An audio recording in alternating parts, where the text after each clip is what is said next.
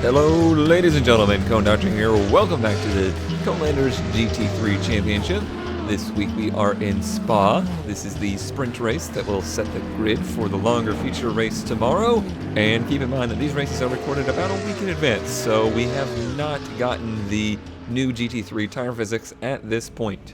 Alright, here we go, wrapping up qualifying in Spa for our sprint race.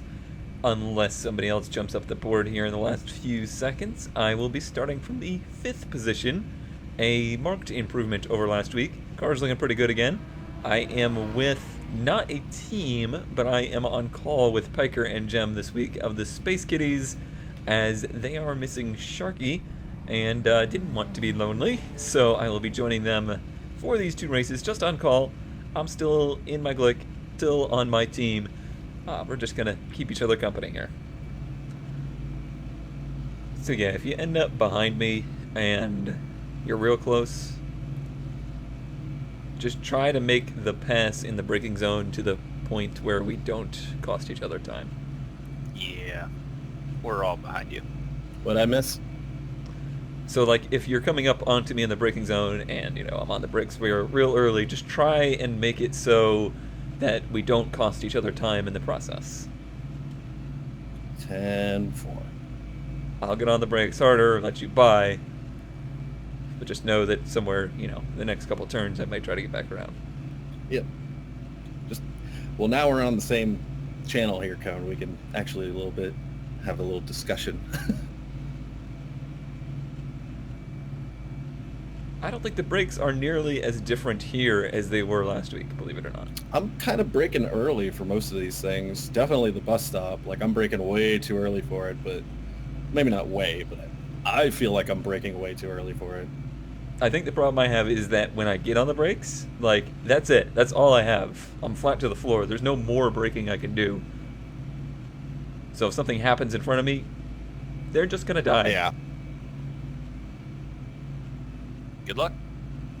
Good luck. Alrighty, let's do this. Nice good start here is what we need. A little slow. Way faster than these Lambos though.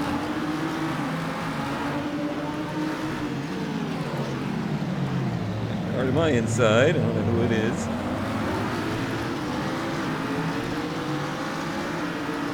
Is that you inside? Yeah, go ahead. I'll slot in.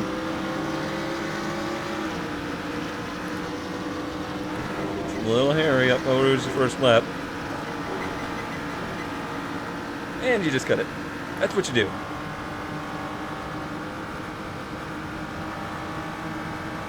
You just, you don't fight it, pretty much.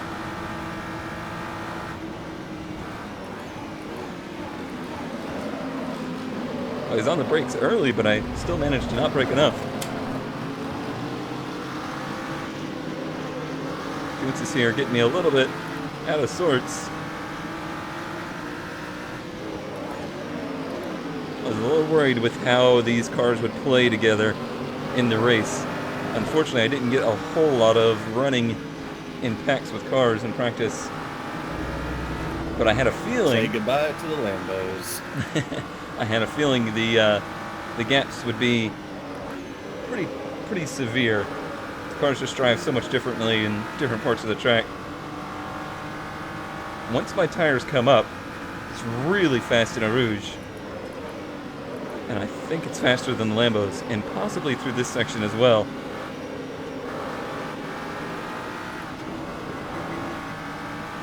So they will all have qualified on soft tires, versus I qualify on mediums. So the gap's not quite as severe once we get into the race. I also hope that my tires will be better later in the run than theirs. I'm hoping a lot of things here.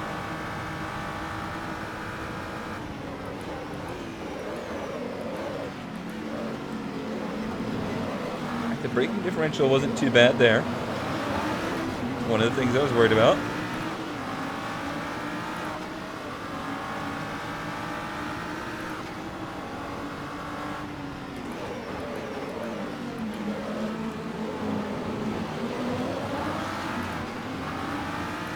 Alright, either they're bagging or they're way slower with the fuel.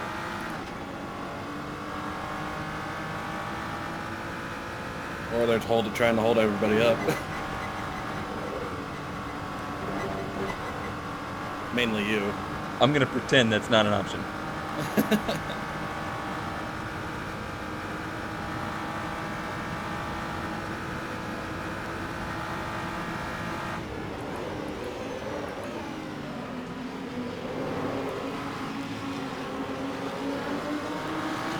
This here is the one kind of missing his apexes. Oh, then Moose getting loose. Moose getting loose.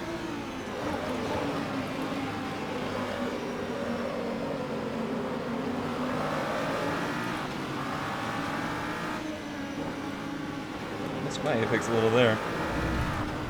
Minor mistake.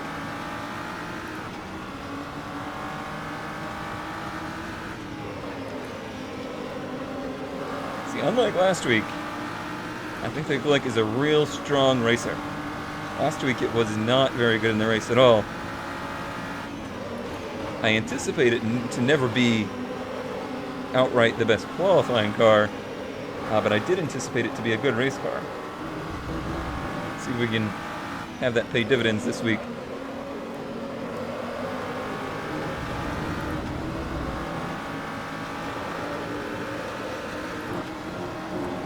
There's just way too much rainbow in my windshield.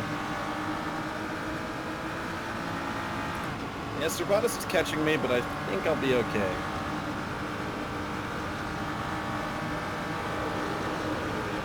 This looks like they maybe have to lift a little bit there.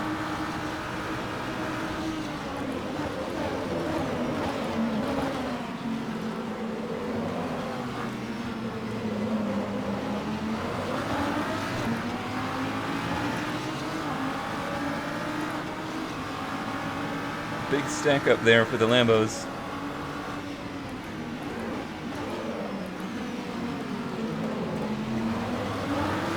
Smaller group behind us is now caught up. Looks like it's a 5 or 6 car group for the lead. Although the front two did a little breakaway there.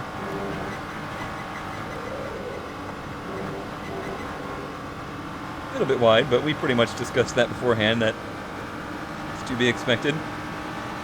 Massive draft here. Dukes is taking defensive. Smart on his behalf because he knows I don't have the brakes to get by him.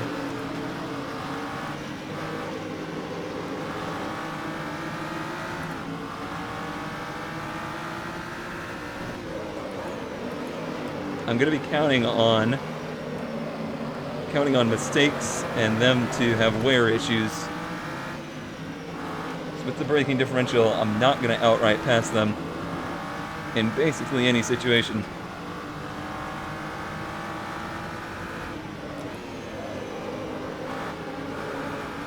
Love the car through here.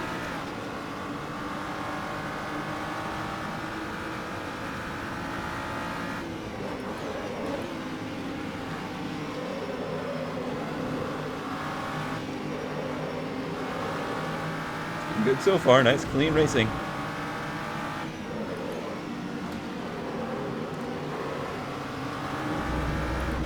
It's nice having a car behind me that I know I'm real comfortable with racing.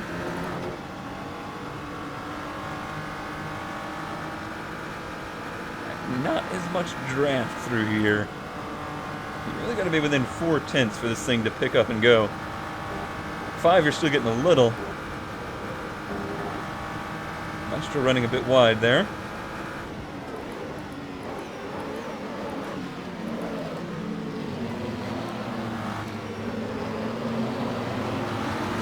The stack up there, I think, is going to happen every lap.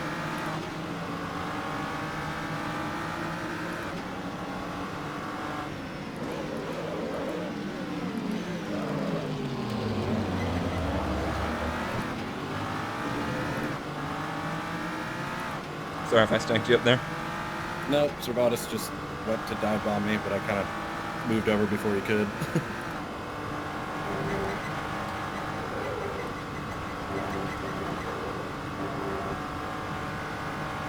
These cars squeak so much up Eau Rouge. Yes, they do. Here we go with this same run again. Let's at least worry him.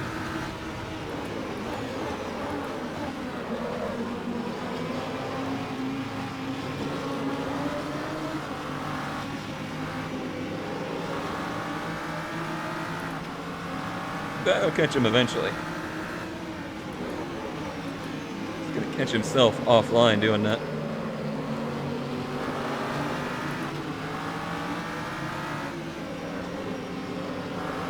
I feel like I'm actually being very easy on my car. So I'm really hoping for them to start struggling. 8 laps is about a tire run before they start to fall off. You can go much further than that, but the fall-off period is 8 laps.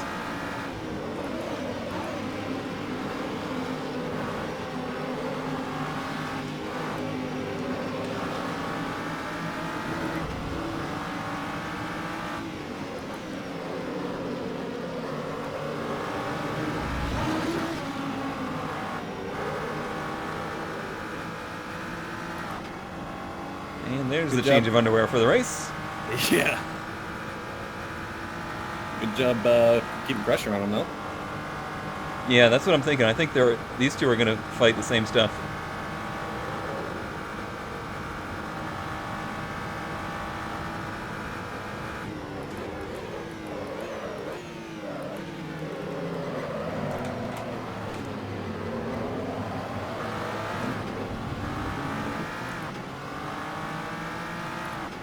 Alright, now I have to try not to push too hard now I have a gap here.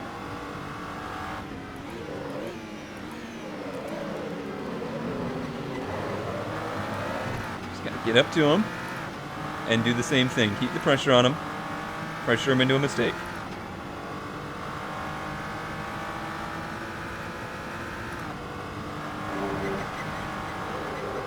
There we go, that's the right line up through here. That'll give us a good run. You get such a good run up there, it almost feels like this car makes power. Almost.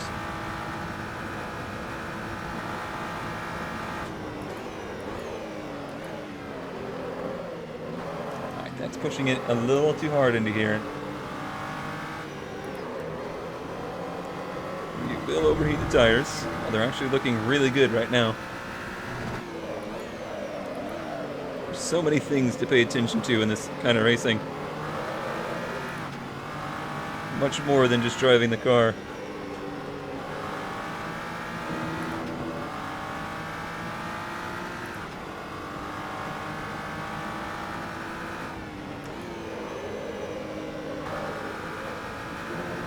That's good.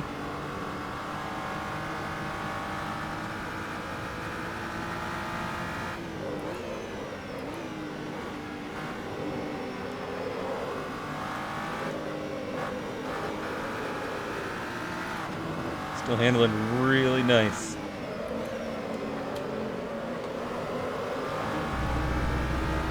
I have to give kudos to all who gave me tips on setup with these cars. I think the stalling of the diffuser was the major thing. Could just be a combination of track and car, but overall, I've had a much better time here. And hey, no hurricanes.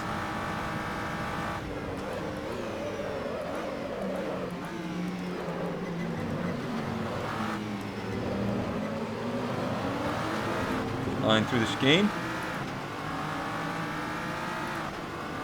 Keeping it in the 20s. It's a good place to be.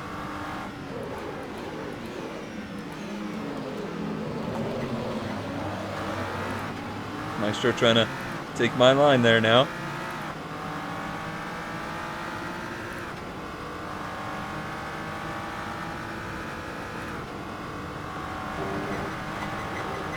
Hit the curb a little bit here. I think he'll lose a bit of time. You don't want to hit the curb to the right side. That is for sure. We pulled a little draft.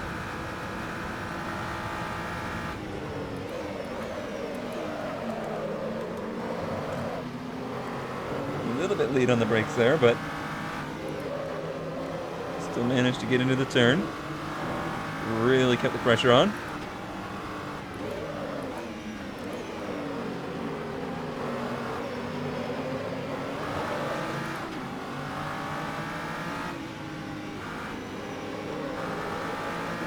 At this point, probably have another lap and a half before my tires start to show signs of giving up a little bit.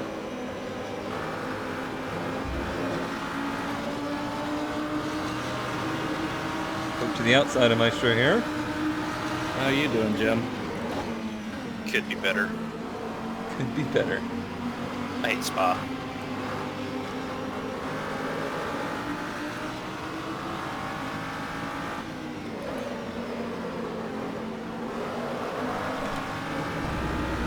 Yeah, backs might be starting to go a little bit. That is the tires this car is wearing first. Although it's really even. I think you just noticed the wear in the rear first. Let's just try and keep behind Maestro here. Keep the pressure on. Keep the pressure on. Let's see how it goes.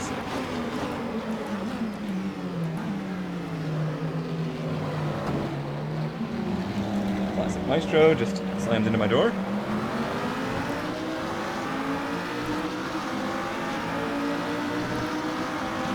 Still inside.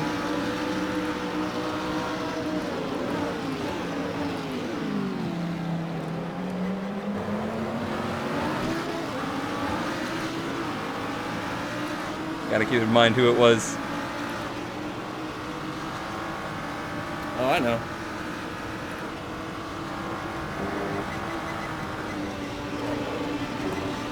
He just slammed on the brakes in a Rouge.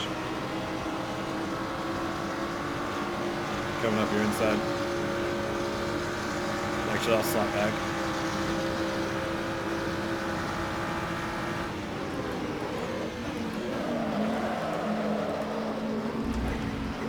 Yeah, take it.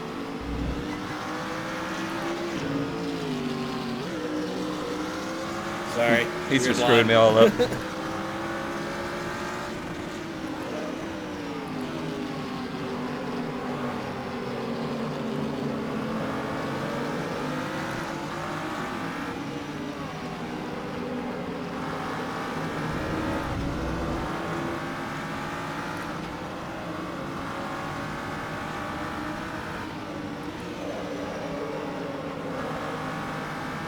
Now Goons is back behind us. Woo.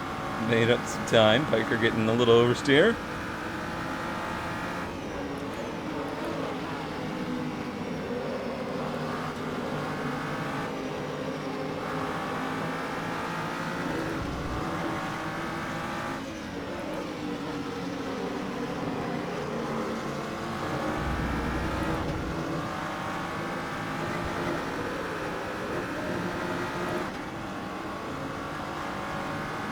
Sadly, only one lap to go. I'm really hoping Piper can get to him and reapply the pressure.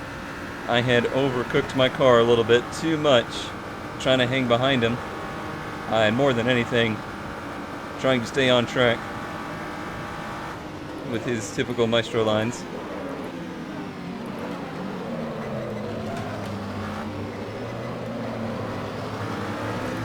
Maestro does not race on racetracks. Maestro owns racetracks. Best way to put it.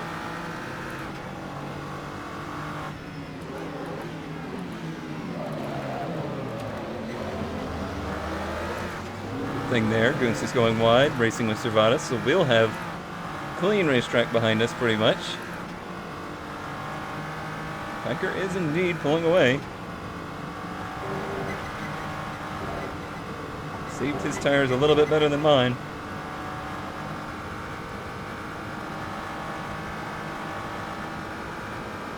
Still pretty even, but yeah, just don't have the rear grip that I had initially.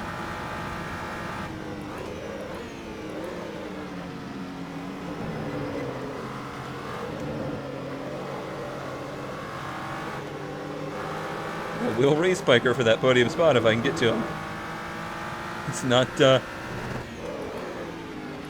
in stone that we will, though.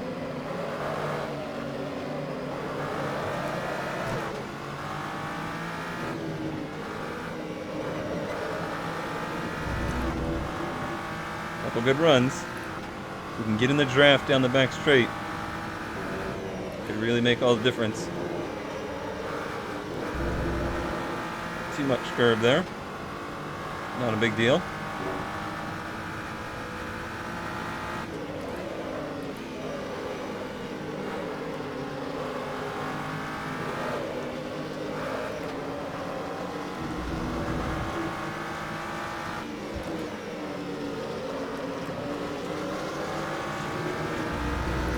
We are in that drafting distance.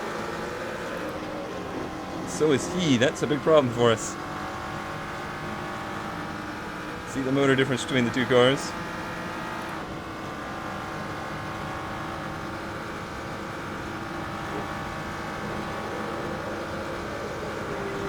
Closing, closing, closing, but not gonna quite get there, I don't think.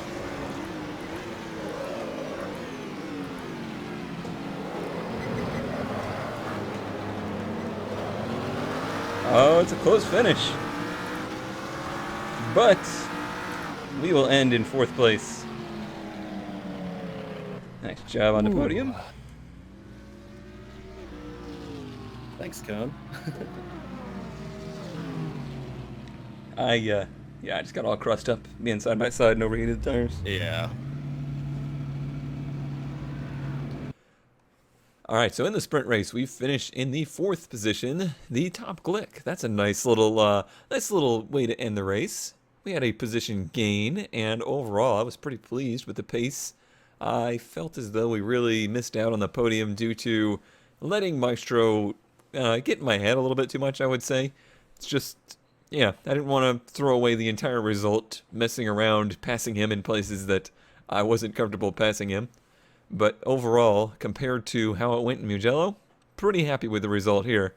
Let's look at fastest laps, and 5th fastest, so I wouldn't say that I was racing lower than my position. I'm pretty happy to be in the 4th position.